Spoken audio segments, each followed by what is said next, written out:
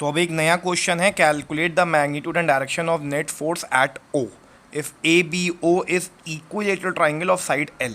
तो ये ए बी ओ एक इक्विलेटरल ट्राइंगल है जिसकी साइड की लेंथ एल है और ओ पर नेट फोर्स चाहिए। तो पहले देखते हैं ओ पर कौन कौन सी फोर्सेस लग रही हैं। तो ओ पर एक फोर्स लगेगी क्योंकि ये भी पॉजिटिव क्यू चार्ज है और ये पॉजिटिव क्यू नॉट चार्ज है। तो ओ पर दोनों आपस में रिपेल करेंगे, तो एक फोर्स ओ पर लगेगी ए की वजह से इस लाइन के अलोंग। तो इस फोर्स को नाम दे दिया force on O due to ए।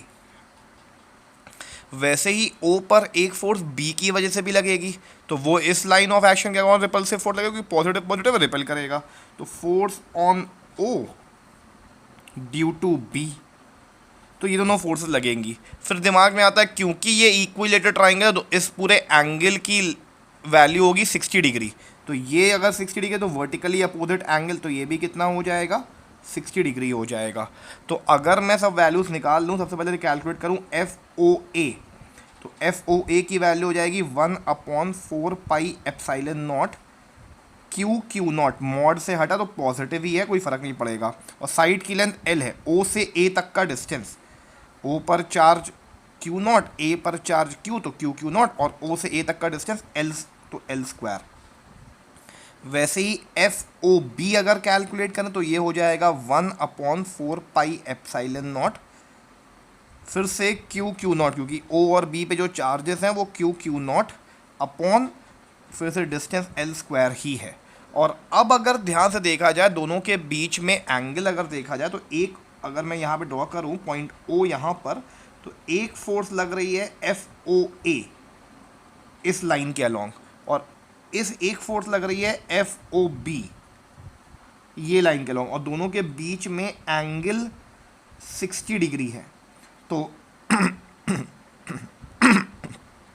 तो अगर एंगल 60 डिग्री है तो नेट फोर्स का जो वैल्यू हो जाएगा वो नेट फोर्स हो जाएगी under root of A square plus B square plus 2ab cos theta. तो under root of F O A का whole square plus F O B का whole square plus 2FOA FOB cos 60 degree, cos 60 degree. तो ये पूरा कुछ ऐसा relation आएगा। तो F net is equal to under root of, तो FOA FOB अगर ध्यान से तो FOA और FOB दोनों वैल्यू सेम है, तो क्यों ना पूरे को K मान लिया जाए। तो अगर ये K तो ये भी K हो जाएगा, तो FOA K स्क्वायर, और बाद में K की वैल्यू पुट कर देंगे K स्क्वायर प्लस FOB भी K square plus 2 FOA K, तो ये भी 2K स्क्वायर कॉस 60 की वैल्यू हो गई 1/2, तो 2 से 2 कैंसिल हुआ। तो एफ नेट की जो वैल्यू आ जाएगी वो आ जाएगी K square plus K square plus K, और 3K स्क्वायर हो जाएगा होल का अंडर रूट। तो F net will come out to be √3 into K। तो सॉल्व जब इसको किया तो ये हो जाएगा √3, और K की वैल्यू जब पुट करें तो ये आ जाएगा 1/4 pi epsilon naught q q naught upon L square. तो नेट फोर्स का रिलेशन हो जाएगा √3 into 1/4 pi epsilon naught q q naught upon L square. लेकिन अभी तो ये मैग्नीट्यूड निकला है और साथ में हमको डायरेक्शन भी चाहिए। तो डायरेक्शन के लिए क्योंकि इनका अगर रिजल्टेंट ड्रॉ करें तो ये कुछ ऐसे आ जाएगा रिजल्टेंट। तो ये रिजल्टेंट एफ नेट कुछ ऐसे लाई करेगा, ये आएगा एफ नेट। तो एफ नेट का अगर डायरेक्शन दे, मान लेते हैं एफ ओ ए के साथ एंगल ले लेते हैं। तो एफ ओ ए के साथ एंगल मान लिया उसका अल्फ़ा। तो टैन अल्फ़ा हम लोगों ने पढ़ा था, tan alpha is equal to क्या होता है formula, B sine theta upon A plus B cos theta, यही तो फॉर्मूला टैन अल्फ़ा का। तो tan alpha is equal to B, मतलब ये तो अल्फ़ा ओ के ए के साथ बन रहा, ओ ए के साथ बन रहा, तो ये बी हो गया। तो F O B sine theta that is sine 60 upon F O A plus F O B cos 60। Tan alpha की जब वैल्यू आप सॉल्व करेंगे तो यहाँ पे आपको वैल्यू मिलेगी, एफ ओ बी भी K है, ये भी एफ ओ ए भी K है। तो जब पूरा आप सॉल्व करेंगे तो ये वैल्यू मिलाकर आपको फाइनली 1/√3 मिल जाएगा। 1/√3, तो अल्फ़ा की वैल्यू आ जाएगी 30 डिग्री। तो मैग्नीट्यूड ये है, direction it makes an angle of 30 degree with the side O A, ये जो साइड ओ ए है तो it makes angle of 30 degree जो नेट फोर्स है it makes angle of 30 degree with side O A. तो ये जो ओ ए side है उसके साथ एंगल 30 डिग्री बना, तो मैग्नीट्यूड भी मिल गया और डायरेक्शन भी मिल गया। तो अगला क्वेश्चन है calculate the magnitude and direction of net force on O if A B O is equal triangle of side L. Question बिल्कुल सेम है, बस मैंने बदला क्या है, यहाँ पे प्लस क्यू है और यहाँ पे माइनस क्यू कर दिया है। ए पर प्लस क्यू, बी पर माइनस क्यू और यहाँ पर प्लस क्यू नॉट है। नेट फोर्स पॉइंट ओ पर चाहिए, तो पॉइंट ओ पर कौन कौन सी फोर्स लग रही है। एक तो ओ पर फोर्स लगेगी ए की वजह से, क्योंकि पॉजिटिव पॉजिटिव है, तो ओ की वजह से ओ पर एक रिपल्शन फील होगा, तो ये हो जाएगी force on O due to A. और एक फोर्स होगी ओ पर बी की वजह से, वो किस डायरेक्शन में होगी, क्योंकि ये पॉजिटिव है और ये नेगेटिव है, तो पॉजिटिव और नेगेटिव में अट्रैक्शन फील होगा, तो ये ओ अट्रैक्ट होगा बी की तरफ। तो कुछ इस तरीके से इसका लाइन ऑफ एक्शन हो जाएगा, तो ये हो जाएगा F O B, force on O due to B. तो पहले एफ ओ ए निकाल लें, तो F O A is equal to 1/4 pi epsilon naught q q naught, O और ए दोनों ही पॉजिटिव, तो q q naught upon L square. वैसे ही एफ ओ बी अगर निकालें तो 1/4 pi epsilon naught, q minus में है, माइनस क्यू, लेकिन मॉड से जब हटेगा माइनस क्यू क्यू नॉट, वो तो पता ही है मॉड लगता है, अपॉन एल स्क्वायर आएगा। तो ये एफ ओ बी की वैल्यू भी 1/4 pi epsilon naught q q naught upon L square हो जाएगी। मैग्नीट्यूड की अगर बात करेंगे तो कुछ ऐसे ही रहेगा। फिर बात आती है इस एंगल की, आखिर ये एंगल कितना होगा। तो बड़ी ऑब्वियस सी बात है, जब अगर ये एंगल 60 डिग्री है तो ये वाला एंगल हो जाएगा 120 डिग्री। तो 120 डिग्री पर ये पैरेललोग्राम कंप्लीट होगा और कुछ इस तरीके से यहाँ पर ये पैरेललोग्राम कंप्लीट होगा, यहाँ पे नेट फोर्स आएगी, ये आ जाएगा नेट फोर्स एफ नेट। तो एफ नेट की जो वैल्यू हो जाएगी, F net will be equal to under root of A square, that is F O B का स्क्वायर, एफ ओ बी का square plus F O A का square plus 2 FO A FO B cos 120 degree. तो means F net is equal to under root of F O B F O A.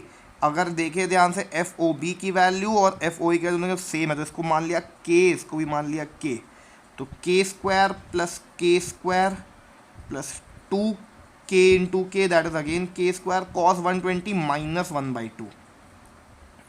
तो 2 से ये 2 cancel हुआ, F net is equal to K square plus K square minus K square, तो simply K square का under root, तो ये बच जाएगा इक्वल टू के की वैल्यू पुट करी तो एफ नेट की वैल्यू आ जाएगी 1/4 pi epsilon naught q q naught upon L square. ये आ जाएगा रिलेशन नेट फोर्स का। फिर चाहिए हमको एंगल, तो एफ ओ बी के साथ एंगल इसका अल्फा मान लिया, तो बिल्कुल वैसे ही रहेगा, tan alpha is equal to B sine theta upon A plus B cos theta. तो बी इसमें, क्योंकि ये अल्फा माना तो बी ये हो गया एफ ओ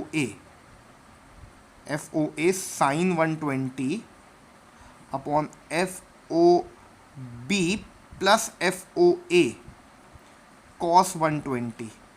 जब आप इसको सॉल्व करेंगे तो tan अल्फा की वैल्यू, क्योंकि आप पुट करेंगे k साइन 120, साइन 120 की वैल्यू होती है √3/2 whole upon k plus k minus 1/2। जब आप इसको पूरा का सॉल्व करेंगे तो tan अल्फा की वैल्यू आ जाएगी √3।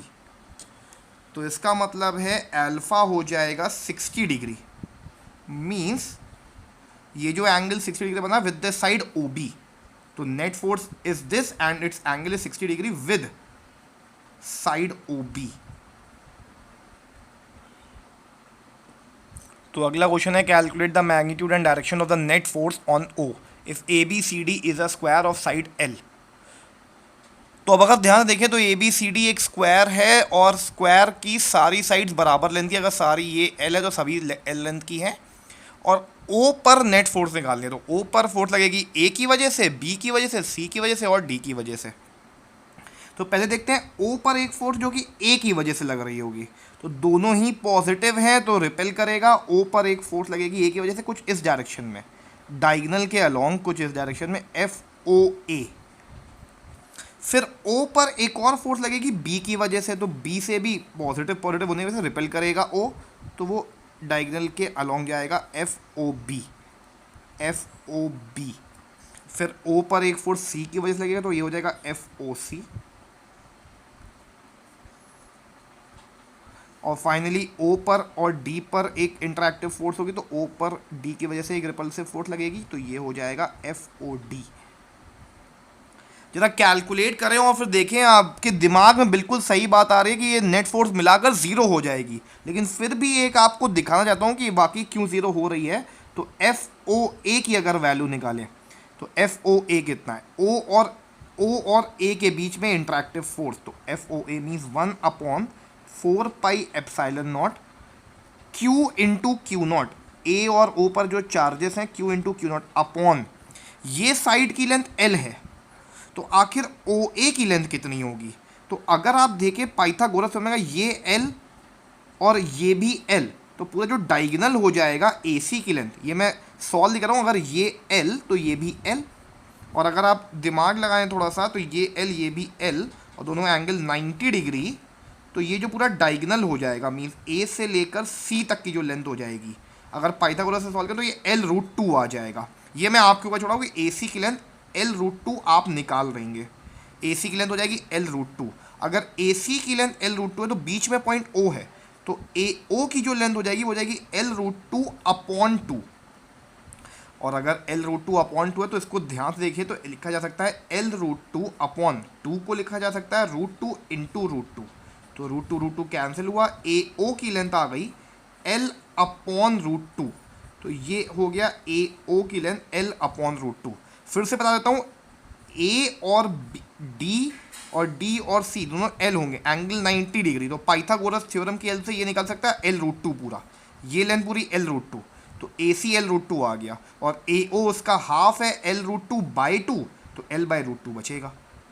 तो अब मैं इसको यहाँ पे पुट कर रहा हूँ F O A means 1/4 pi epsilon naught, O और ए पर चार्जेस क्यू नॉट, और ओ और ए के बीच का डिस्टेंस जो कि आ गया L/√2, L/√2 का होल स्क्वायर मीन्स इसको जब आप सॉल्व करेंगे तो ये हो जाएगा 1/4 pi epsilon naught Q naught upon L/√2 का स्क्वायर मतलब L²/2, तो 2 ऊपर पहुंच जाएगा, तो 2 क्यू नॉट अपॉन L² बन जाएगा। सिमिलरली एफ ओ बी, अगर आप एफ ओ बी देखें तो एफ ओ बी भी यही होगा 1/4 pi epsilon naught Q naught upon O से लेकर बी तक का डिस्टेंस, ओ से लेकर बी तक का डिस्टेंस, तो ओ से लेकर बी तक का डिस्टेंस वही होगा जो ओ से लेकर ए तक का डिस्टेंस होगा, दैट इज L/√2 का स्क्वायर, तो ये वैल्यू हो जाएगी 1/4 pi epsilon naught Q naught as it is, L/√2 का स्क्वायर मीन्स L² और √2 का स्क्वायर 2, तो 2 ऊपर पहुंचेगा, 2 नॉट अपॉन L² बनेगा। सिमिलरली एफ ओ सी भी वही आएगा और एफ ओ डी भी वही सेम चीज़ आएगी। तो नेट फोर्स अगर देखें इस लाइन ऑफ एक्शन को अगर एक्स एक्सिस बोल दें तो ये वाली जो लाइन हो जाएगी वो हो जाएगी वाई एक्सिस, ये एक्स एक्सिस, ये क्योंकि एंगल डायगोनल्स के बीच में 90 डिग्री होता है स्क्वायर में, तो अगर ये एक्स एक्सिस है तो ये वाली लाइन हो जाएगी वाई एक्सिस। तो एफ एक्स की वैल्यू कितनी हो जाएगी, एफ एक्स की वैल्यू हो जाएगी एफ ओ ए माइनस एफ ओ सी, और क्योंकि एफ ओ ए और एफ ओ सी सेम है तो ये कुल मिलाकर 0 हो जाएगा। वैसे ही एफ वाई का मतलब F O B minus F O D, F O B minus F O D, तो ये भी दोनों सेम है, एफ ओ बी और एफ ओ डी दोनों सेम है, तो ये भी मिलाकर 0 हो जाएगा। तो नेट फोर्स भी क्या हो जाएगी, अल्टीमेटली 0 ही हो जाएगी।